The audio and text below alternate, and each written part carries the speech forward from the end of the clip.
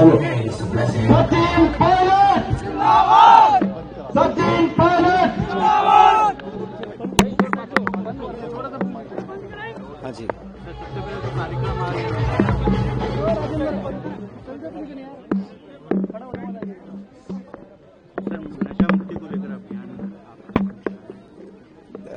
Rajasthan NSUI ने एक बीड़ा उठाया है कि प्रदेश में जो ड्रग्स का इशू है, जो नशे की प्रॉब्लम है, उसको हम लोगों को और उजागर करना चाहिए और समाधान ढूंढने के लिए सबको साथ आगे बढ़ना चाहिए। ये बात सच है कि बड़े बड़े शहरों में, कस्बों में और यहाँ गांव तक ये सस्ते केमिकल ड्रग्स पहुंच रहे हैं। उसके प्रिवेंशन के लिए बच्चों को, नौजवानों को उस लत से दूर रखने के लिए हम सबको मिलकर काम करना पड़ेगा। इस प्रकार की अवेयरनेस, जागरूकता अभियान यूनिवर्सिटीज़ में, कैंपसेस में, कॉलेजेस में बहुत ज़रूरी है और आज इसी सिलसिले में जयपुर में हमने कार्यक्रम किया। तो मैं बहुत साधुवाद देना चाहता हूँ एनएसयूआई को और सब तमाम युवाओं को जिन्होंने ये जिम्मेदारी समझते हुए अपने कदम आगे बढ़ाए हैं।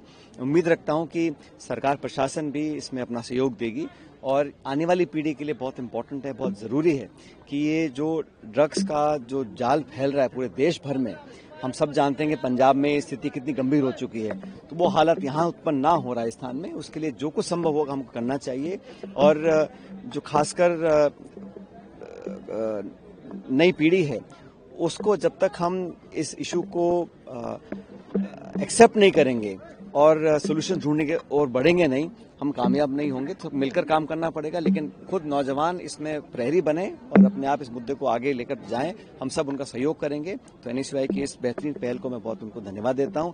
उम्मीद करता हूं कि ये बहुत कामयाब रहेगा। एक यूएस डील हुई है, टैरिफ घटकर 18%। मुझे बड़ा अचंभा होता है कि हमारा इतना बड़ा मुल्क है, इतने शक्तिशाली हम सब लोग हैं और हमारी विदेश नीति, हमारी ट्रेड डील्स के बारे में अमेरिका पहले घोषणा करता है। क्या अधिकार है अमेरिका के पास ये तय करने का कि भारत कहां से तेल खरीदेगा, कि हम वेनेजुएला से खरीदेंगे, चीन से खरीदेंगे, ईरान से खरीदेंगे। ये घोषणाएं जो हैं सोशल मीडिया पर अमेरिका कर रहा है भारत की तरफ से, कि अमेरिका कह रहा है कि हिंदुस्तान अब तेल रूस से नहीं लेगा, वेनेजुएला से लेगा। ये निर्णय हमको करना है, हम ले या ना ले हमारे ऊपर होना चाहिए, लेकिन इसकी घोषणा अमेरिका करता है। अब टैरिफ को घटा के 19% किया है। पहले टैरिफ का औसत 5-7% था, अब 18% कर दिया मेरे ख्याल, क्योंकि पाकिस्तान का 19% है। तो जहां पहले 5 या 7% टैरिफ था, आज वो 18% है। इसमें खुशी मनाने की क्या मुझे समझ में नहीं आता। और जो ट्रेड डील हुई भी है, ये मुझे लग रहा है कि एक तरह की दबाव की राजनीति है और हम लोगों को अपना हित साधना चाहिए। हमारे मध्यम वर्ग के लिए, हमारे किसानों के लिए, हमारे नौजवानों के लिए, भविष्य के लिए भारत को क्या करना है, आर्थिक कदम क्या उठाने चाहिए, इसका निर्णय भारत को करना चाहिए। लेकिन मैंने पहली बार देखा कि जब सीज फायर होता है हिंदुस्तान पाकिस्तान का, उसकी घोषणा डोनाल्ड ट्रंप करते हैं। अब ये जो ट्रेड डील हुई है, इसकी घोषणा इस प्रकार हुई है कि हम $500 अरब का हम आयात अमेरिका से करेंगे। क्या क्या करेंगे इसकी कोई जानकारी, जो डिटेल्स भी बाहर नहीं आई हैं, लेकिन मुझे लगता है कि जिस प्रकार से किया गया, जिस प्रकार से घोषणा की गई है कि भारत रूस से तेल नहीं खरीदेगा, हम चाहे ना खरीदें, लेकिन ये निर्णय हमारे ऊपर होना चाहिए। इसकी घोषणा अमेरिका क्यों कर रहा है? हम वेनेजुएला से ले ना लेंगे, ये निर्णय हमारा होना चाहिए। इसकी घोषणा ट्रंप साहब क्यों कर रहे हैं? और जिस प्रकार से संवाद हुआ, सब सोशल मीडिया पर एक्सचेंज हुआ, अब समय बताएगा कितना कारगर साबित होगा। लेकिन हमने FTAs बहुत EU के साथ किया है, ऑस्ट्रेलिया के साथ किया है, लेकिन अमेरिका के साथ जो दबाव मुझे दिख रहा है वो साफ साफ जाहिर होता है। बजट को लेकर पहली बात तो कल जो पार्लियामेंट में हुआ, राहुल गांधी जी एक मुद्दे को उठाना चाहते थे और ये बोलना कि कांग्रेस या गांधी परिवार को किसी से सबक लेना चाहिए नेशनलिज्म का, ये मैं समझता हूँ सत्य से बहुत परे है। मत भूलिए कि इंदिरा गांधी जी ने पेट में 32 गोलियां खाई थी आतंकवाद से लड़ाई लड़ने के लिए। राजीव गांधी जी को बम से उड़ा दिया गया था ताकि देश अखंड और एकजुट रहे। तो वो लोग अगर आज लांछन लगाते हैं, अगर राहुल गांधी जी नेता विपक्ष एक मुद्दे को उठाना चाहते हैं, और मुद्दा किसका है, किसने बातें कही, वो हिंदुस्तान की आर्मी के चीफ हैं। उन्होंने अगर कुछ अपने विवरण किया है या कुछ बात रखी है, उस पर चर्चा करने से इतना घबराना क्यों? आज से दशकों तक, आज से पहले ऐसे बहुत इशू पे चर्चा हुई है, जो प्रिंटेड था या नहीं प्रिंटेड था। अगर कोई मुद्दा है, उसका खंडन क्यों नहीं करना चाहिए? अगर जो सत्ता पक्ष के लोग हैं उनको आगे खड़े होकर बोलना चाहिए कि इसमें कितनी सच्चाई है, नहीं सच्चाई है, लेकिन चर्चा तो होनी चाहिए।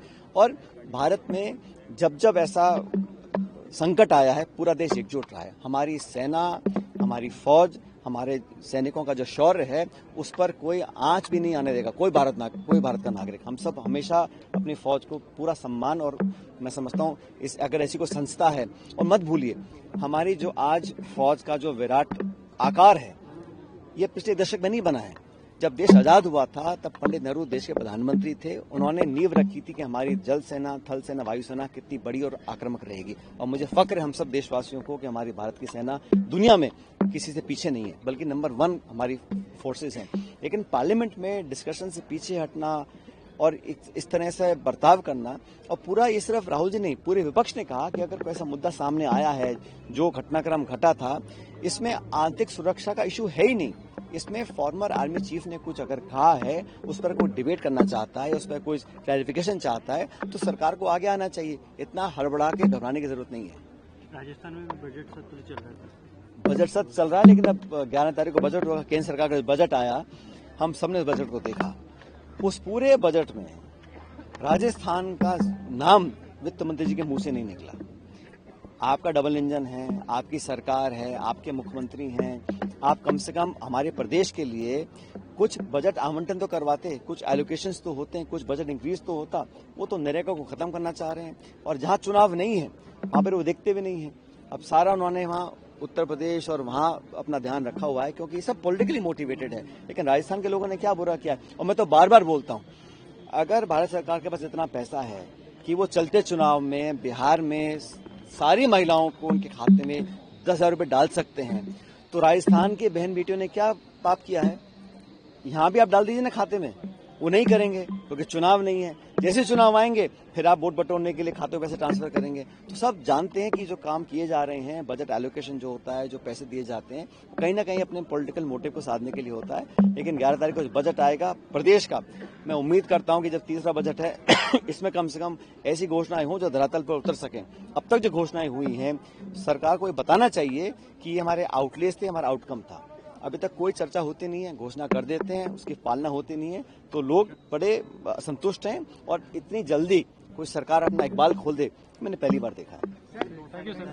एक शराब की दुकानें खोलने के लिए भी क्या करें कि शराब की दुकानें रात भर लेट तक खोलेंगे। अभी को मैंने नोटिस देखा नहीं है, मैंने नोटिफिकेशन के बारे में। सर, स्वास्थ्य मंत्री ने कब सिर्फ की वजह से जो बच्चों की मौत हुई थी उनका। रुकिए और जरा ध्यान से सुनिए। क्या आप हमारी इन खबरों से अपने व्यापार को भी बढ़ाना चाहते हैं?